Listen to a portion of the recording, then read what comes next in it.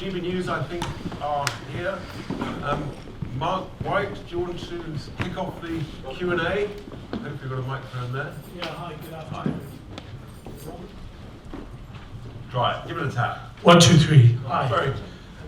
Yeah, thanks for inviting us along. With regard to this policy to try to tax employers coming across, how can you ensure that what you're not doing is taxing small businesses who desperately need a certain skilled labour from overseas, and also the health and social care sector who rely very significantly at the moment on overseas workers? Yeah, a great question, Mark. Thank you. Try again. Look, on health and social care, we've already said that there will be an exemption for that. Even the dog enjoys it. So there'll be an exemption for health and social care. And look, at the end of the day, businesses have got to make a choice. This is to create an incentive for all businesses above 5 workers to actually say, well, yes, if you can only find someone from overseas, understand that, that's a choice, but there's a cost to it. There's a price to it for the infrastructure, for all of us, because all of us, over decades, we've all paid for it. So, and it's right, because in the 1980s and the 1990s, before mass immigration, we had much higher growth in GDP and also in real wage growth. That's not a coincidence.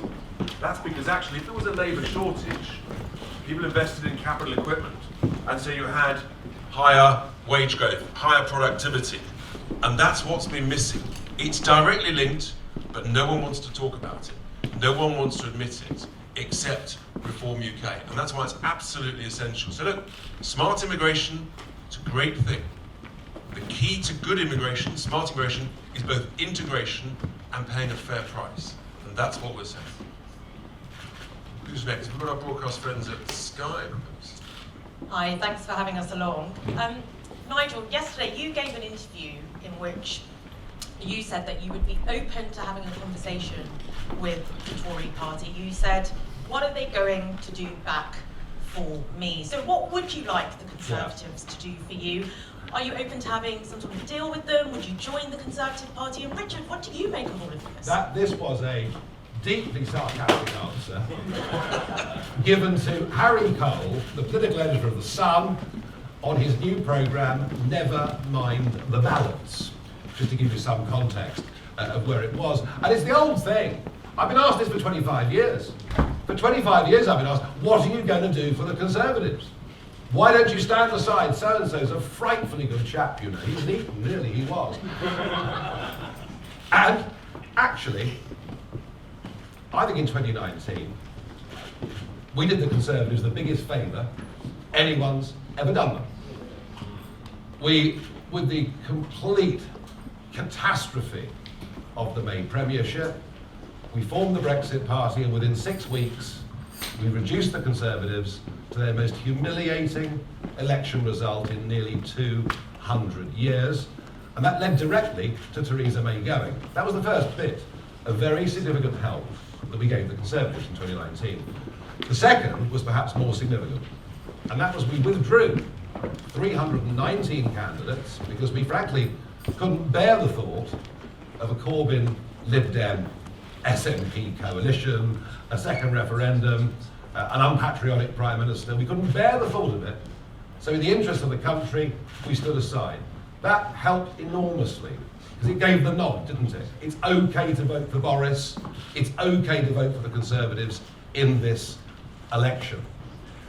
But what has happened since then? And I touched on it earlier. The reason we got the Brexit result was that mass immigration was, hey, wait, hang on a second, this doesn't make sense. Right? That's why we got the result. That's why the turnout in the referendum was as high as it was. And be in no doubt, millions of those voters that voted for Boris Johnson had previously voted for UKIP and the Brexit Party. We were like a gateway drug through from Labour. And one of their primary concerns was over levels of immigration. They feel betrayed by the Conservative Party. I feel betrayed by the Conservative Party. I have absolutely no interest of any kind at all in doing anything with them. As I say, my reply was deeply sarcastic. You know, what are they ever going to give me? Well, the answer is 3/5 of 5/8 of very little. There is no deal with the Conservatives whatsoever. And as I said on Radio 4 this morning, in any form of life, but particularly in a really dull election, I mean, there's nothing wrong with having a sense of humour and a bit of banter. Let's have a bit more sort of engagement in this. So, look, as Nigel said, our trust has been completely and utterly betrayed. And it's a bit like the plumber. Good-looking chap, comes along, tells you he's going to fix the leak, disappears, and it still leaks. And he comes back, and he blames the pipe, and it still leaks. And then he blames the glue, and it still leaks. And eventually, you say, no, actually it's you. A bad workman blames his tools, and you get a different plumber.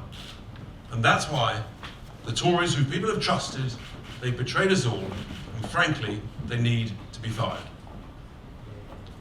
Who's next?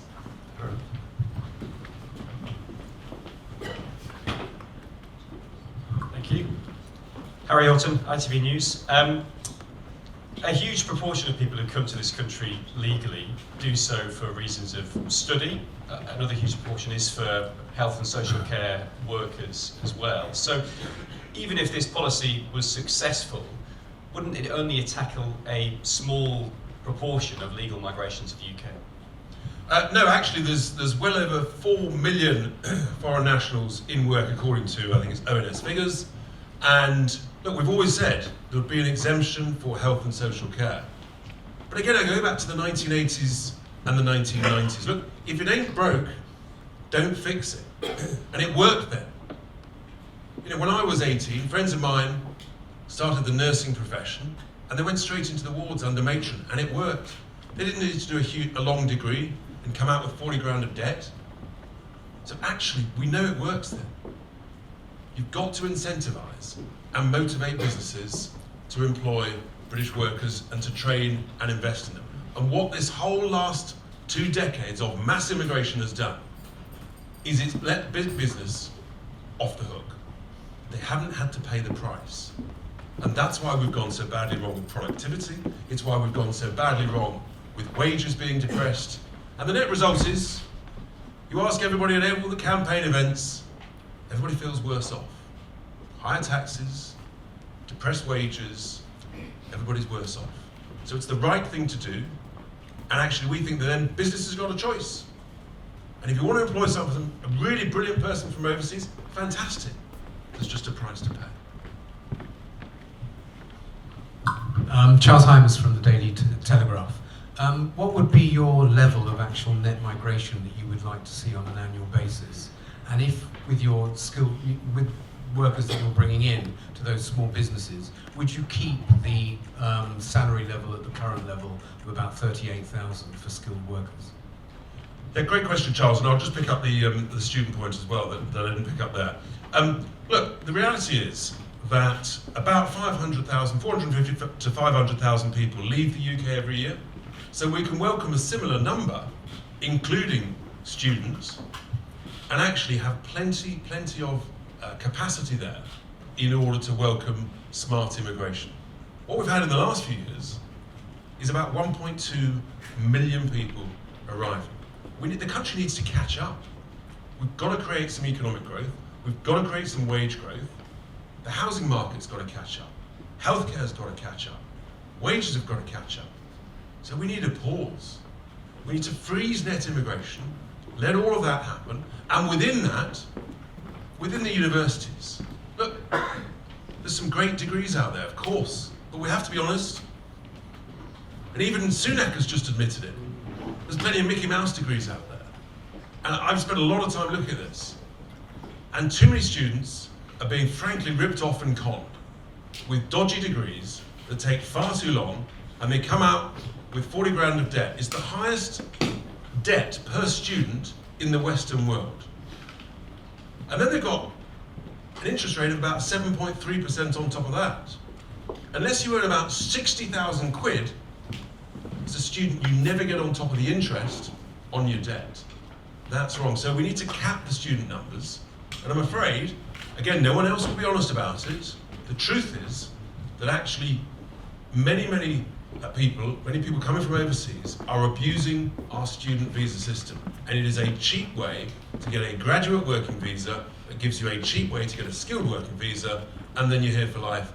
And again, you haven't paid the price, the cost to the British taxpayer, and it's the British worker that suffers. So I hope that... Richard, not to forget, on students, worth remembering that under this Conservative government, you come here as an overseas student, you've been allowed to bring dependents. So you come to uni, you can bring your mum. And 125,000 people have done that. And now they say, oh dear, we're going to close the door. Look, do you know what? After 14 years of lies on all of these immigration-related subjects from the Conservatives, I don't think it matters what Sunak says now, nobody is going to believe them, and quite right too. Two just there. Cheers. Calvi from the Express. With all due respect, you're not going to win the election, and you're probably going to have such a pessimist. And you're probably going to have very little to do with the Labour government that Nigel and others are predicting. So is it better to think about any Reform UK policy announcements as sort of opening salvo for post-election Tory party reform policies? Well, look, I think the point is this. The election, I joked about none of the above, but I mean, it's perfectly clear that Labour are going to win the election. When Sir John Curtis, who's hardly a rash figure, says it's 99% certain that Keir Starmer will be in number 10 Downing Street, I suggest we believe it. So the election's over. We know that, we understand that, it doesn't fill us particularly with joy, but that's where we are. So here's the question. Who's going to be the opposition? And I put it to you that the Conservatives will be in opposition, but they won't be the opposition. They can't be the opposition. They don't agree on anything. The party is completely split. It serves no real purpose of any kind at this moment in time. And worth remembering, they've spent much of the last 4 years, in fact, they spent more time in the last 4 years fighting each other than they have standing up fighting for the interests of the country. And in opposition, they'll be even worse. They pretty much all hate each other. They won't be an opposition. And what we want to do, and remember, this is the first big campaign that Reform was for. This is a 6-year plan. All right, this is just the beginning. So we are going to get millions of votes in this election. And yes, I know that the first past the post system is brutal. But I've got a funny feeling that when your readers in a couple of Sundays' time sit there and realise that actually the Conservatives can't win, and that really they agree with much of what we say and what we stand for, they're much freer to vote for us. And it's on that basis I believe we are going to win seats. Maybe not a huge number, but we are going to win seats, and we intend to be the voice of opposition to a Labour government over the course of the next 5 years. That's the aim, that's the ambition. We're being completely realistic about what we can achieve in the next 5 weeks. And some people will raise this point, well, it's a wasted vote. Frankly, there's no such thing as a wasted vote. That's offensive to democracy. I want people to vote positively for what they believe in, not what they're afraid of. And frankly, if you vote Labour or Tory, there's no difference. It's socialism. High taxes, big state, mass immigration. Just to your right. Hi, Richard, Nigel, Mikey Smith from the Mirror. I'm here. You were obscure. But one industry that I can think of that is struggling in the current climate and which relies quite heavily on overseas immigration is Britain's thousands of Indian restaurants and kebab shops. The average Indian restaurant employs 8 people, so wouldn't be exempt under your proposals. Are you both comfortable introducing a curry tax? Well, I must admit, I do like to go for a curry, normally much later in the evening than I'd originally planned, if you understand what I mean. Well, people like Cyrus Tonawoli, I know who's lived in this country now for a few years, has set up his own curry kitchens where he's training British people to become curry chefs. And this is really the point, isn't it? The point is to reduce our reliance on overseas unskilled labour. Now, clearly, somebody who's a qualified curry chef is not going to be in the unskilled or low wage bracket. But what Richard's laying out here, it's about incentives and disincentives. And what we're aiming to do, what we'd love to see, are fewer British people of working age not working. And one of the ways you do that is to give them more opportunities. What is pretty sure about your curry example is that this policy applied would lead to an increase in wages, and therefore a much greater temptation to become a waiter, a much greater temptation to train as a chef. This is about a plan over a few years to get more British people back to work and to rely less on cheap, unskilled labour from abroad, and I'm pleased at last economists are waking up to the fact that this has actually been a negative, not a positive. Martusi.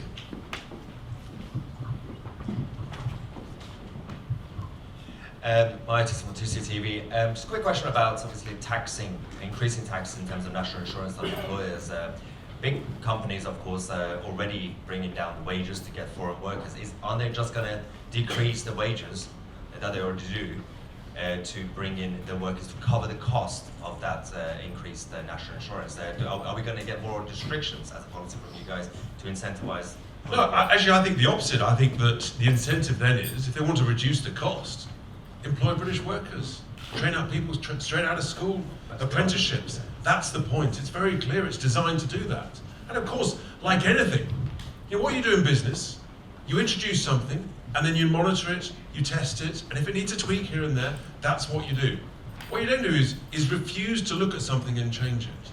And so it's the right thing to do, and it gives the right incentive to all businesses, of whatever business industry they are. There's a price to it. It's just about fairness. I hope that helps. Just behind you. Hi. Lucy Manning, BBC News. A 20 billion tax on business is quite a challenging electoral offer, isn't it? And Mr Farage, to you, didn't you raise the prospect of a deal with the Tories because that's what Reform UK needs to succeed? We have absolutely no interest in working with a group of people who betrayed my personal trust, damaged my personal reputation by actually trusting them in 2019 to do what they delivered. And the reason this election's gone is those red wall voters are not, even if we didn't stand a candidate, those red wall voters who are saying at the moment they'll vote Reform, they would not vote for them, all right? So there is absolutely zero prospect of any of that. I will, in future, not make any jokes when I'm answering questions ever again. I promise you. I promise you. Now, coming back to the point, look, actually, so you focused on businesses, but what we're giving is businesses the choice. If you want to pay more to employ someone brilliant from overseas, that's fine. But actually, the focus has to be on British workers. And it's now only Reform UK that is the party of the workers.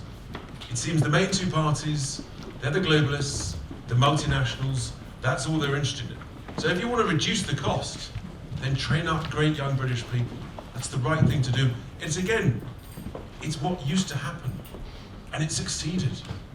So why don't we actually trust what works? Hi, lady just there. Hi, I'm Gina Anthony from The Sun. You came on our show yesterday and said comments which you now say were deeply sarcastic. I wonder was there a conversation, a very terse conversation which happened yesterday between the two of you? Obviously now you're calling it banter and deeply sarcastic. I'm really very sorry. Unless there's something Richard hasn't told me. We seem to be getting on reasonably well. And you can try as hard as you like, but you won't get a cigarette paper between us, I promise you. And, never mind the balance. I mean, it's an out there programme. A couple of sentences after I'd given that half-jokey answer, I'd said to Ian Duncan Smith, "You've betrayed our trust." It doesn't take much working out where I really stand on this. I hope that helps. just to your... Unless there is something going. No, absolutely not. Hang on. I'm Just thought I'd ask. Not a cigarette paper, even though I'm not a smoker. Hi, Richard Wheeler from the Press Association. Question to you, Richard, just on the policy. What's the working assumption of businesses that will actually react to it and pay the tax? Some might just look at it and say, well, it's actually cheaper to say, I'll pay this national insurance premium because I've got the skilled worker already rather than training someone up. And to Nigel, Richard talked about shy reformers. Why are they shy? So look, actually, that's the whole point of it. You give businesses the choice. And if that's what they decide to do, great. That's how markets work. And if that generates the number that we mentioned, 20 billion plus, then we've got a lot of money to invest in actually apprenticeships, developing, growing, enthusing young people, and getting young people back into work, off benefits. And one should not ignore that if we get 1 million people off benefits, 2 million people off benefits, the taxpayer benefits by tens of billions of pounds every year. And that's a massive thing that, again, the big two main parties, they don't really want to talk about. But the right thing to do for government is to look after the interests of British citizens. And we're absolutely committed to that. Seems to me the main two parties rather ignoring that. Why were there shy Brexiteers in the run-up to the referendum? Why were there, and still are there, shy Trump voters? And why are there shy reformers? Because when I go on to Sky News on a Sunday morning and talk to Trevor Phillips and talk about a deep sense of unease that a huge number of people feel when they see the beginnings of sectarian politics in our country, people voting purely on religious lines, with women excluded, they ask themselves, what the hell is going on? How has women's participation in democracy gone back 100 years? Why is it we've got people chanting quite aggressively outside polling stations when they've won? What has gone wrong? And I raised that question, and if anyone knows the answer, please tell me. But why is it that a growing number of 18 to 24-year-olds in those inner cities who were born in this country are being attracted to extremism? 23% of young British Muslims think jihad is an acceptable concept. Now that's a real worry. And I raise that not because I want to see division, that division is being felt, I think, with the Jewish community in our country already. I raise that because I think we ought to have a debate about it. I genuinely do think we should have a debate about it. But of course, I get called, all the names under the sun for daring to raise the issue. That's why when pollsters or anybody else asks people whether they support reform, they're shy about it. They're shy of getting abuse. Yeah. Thanks, Ben Quinn from The Guardian. Mr. Farage, how do you square your concern about the rise of sectarian politics and your concern for women's rights with support for a man who openly boasts about sexually assaulting women and is under investigation for fomenting insurrection? Well, I think the comments that Trump made, going back a long time now, but the comments Trump made were, as he described it, locker room talk. And I bet, Ben, you've said one or two things to your mates in the pub that you'd rather not be aired in public. No, never. What a righteous soul you are, John. You're the first person I've ever met. And if you get groups of women together, goodness knows what they talk about. So people do these things. Look, I know that you have a loathing, your newspaper, of the Donald. But I don't accept those comments you've made about him. I have to say, I think what is going on in New York at the moment is absolutely obscene in legal terms. But worry not, he will be the 47th president of the United States of America. And that's a good thing, to have an American president that likes this country, adores this country, feels a strong connection to this country. But perhaps more important than that, to have a world leader who did so much to promote peace. And I can just single out the Abraham Accords as being one example of what Trump was able to achieve in his period as president. I believe the world will be a much better, safer place with a strong rather than a very weak American president. Just to your right, yes. Yeah, Richard, another one of your policies you announced a few days ago was with regards to barber shops. I just want to, I don't know where you get your haircut, but what was Do you not the like issue? it? Well, no, it's very nice, but what is the issue with barbershops? And you said you'd investigate them. Are we going to see Detective Chief Inspector Farage, or who is actually going to... Did you ever get out of London? Yes, yeah, I absolutely. mean, you want to get out more, Sunshine. You I really do. do. Well- You can see high streets with 5, 6, 7 barbershops in them. Thousands of new What's the barbershops. accusation? I'm just curious. Well, I'll tell you what the accusation is actually, and I know it's true because you go to towns and people are saying shop after shop after shop. I mean, I don't know, maybe it was COVID, maybe our hair's growing faster. Seriously, how come all these lots of these new barbershops, how come they've got no customers in them? How come they all want cash only? I'll tell you what the accusation is. The accusation is that these are fronts for money laundering, drug money. And someone has to talk about it, and someone has to have the courage to say that the authorities, they're either incompetent and don't know about it. I've been talking about it on a variety of broadcast channels for about 2 years now. And when I did, and you get the tweets and the texts coming in, they say, yeah, I'm in a small market town, and there's 5 new ones opened in the last 12 months. That's what the accusation is, and I think the police and the local authorities, they need to do something about it. Because I tell you, it is wrong, and it is the laundering of money. Have you noticed all the candy shops popping up? You look at the price of the sweets in them. A, they're fake sweets. I mean, I've literally gone in to test it. And see, they're fake sweets, they're disgusting, and there's never any customers in them. It's another money laundering front. We've got to be honest about this. So, look, I quite enjoy I'm very happy with my barber, but there's something going badly wrong. But isn't it ironic? Isn't it ironic that in the last year, 140,000 British businesses have had their bank accounts closed because of the banks putting through, as they see it, interpreting money laundering directives that came to us from the European Union, whilst at the same time, this massive cash economy is growing out there. The whole thing's extraordinary. Just behind you, yes. Yeah. Thank you, Matt Dathan from The Times. Can I just go back to the employer immigration tax? Yep. You must have had discussions with Conservative MPs about this. Do you have much support? Feel free to name some names if you can. Well, goodness me. No, we don't need to discuss policy with Tory MPs. I mean, obviously, the truth is a good number of them like our policies, and they realise that actually they're the policies that will get the country going again. But they just realise they've sort of been left in the wrong party. And that's what's happened. Hey, but here's the thing. Competition's a good thing.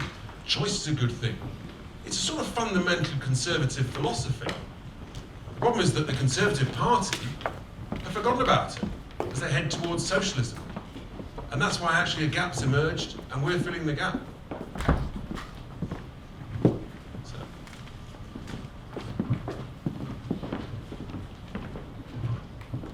Thanks, David Churchill from the Mail. As you've alluded to, a lot of business leaders will no doubt warn that this policy will cause hundreds of businesses to go bust. Do you think they're wrong about that? And would you be prepared to see firms go to the wall because of the extra costs it will impose on them? Well, they've got a choice, haven't they? I don't think it'll lead to businesses going bust. Business has got a choice. And there's a cost. There's a cost to doing business. There's a cost to the British people. There's a cost to the taxpayer. So I think actually the whole point is to incentivise businesses that are concerned about this. Train up some young people. Get in touch with your schools, your colleges, universities. Focus on actually working with young people, get them on the payroll, make work pay, and frankly, we'll all be better off. Any more? Sorry, I didn't see.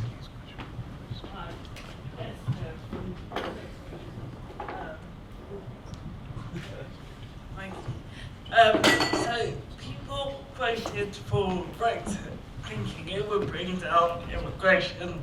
That doesn't seem to have worked. You can't form the next government as you admit. Isn't voting for reform just a kind of stress management exercise? A great question. Well, look, thank you. I mean, look, you're right. The Tories betrayed Brexit. That's why they've got a big majority. And we gave them that big majority. And we trusted them. And that's the thing about betrayal. If you get betrayed, then you don't trust them again. And no, actually, look, as we all know, Labour's going to win this election. So actually a wasted vote, voting for Tory, you're going to get Labour. So you might as well actually vote for what you want, what you believe in, what you know are the right policies to create some growth. And that's for Reform, a party that actually stands up for the British economy and for British workers. You know, I've got a history of standing in elections where, I think the first 5 elections I stood for in UKIP, if we even saved a deposit, that was an excuse for a very, very major all-night celebration.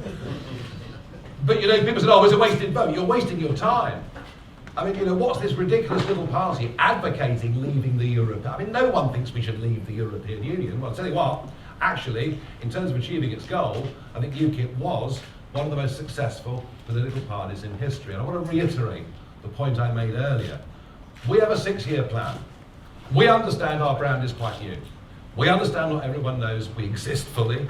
So disengaged have many of the British public become and disenchanted in every way with politics. Our job is to provide an opposition platform to a Labour government that is likely to have a substantial majority. And if you look at this Conservative Party, I repeat the point, they will be in opposition, but they will not be the opposition. That is our goal for the next few years.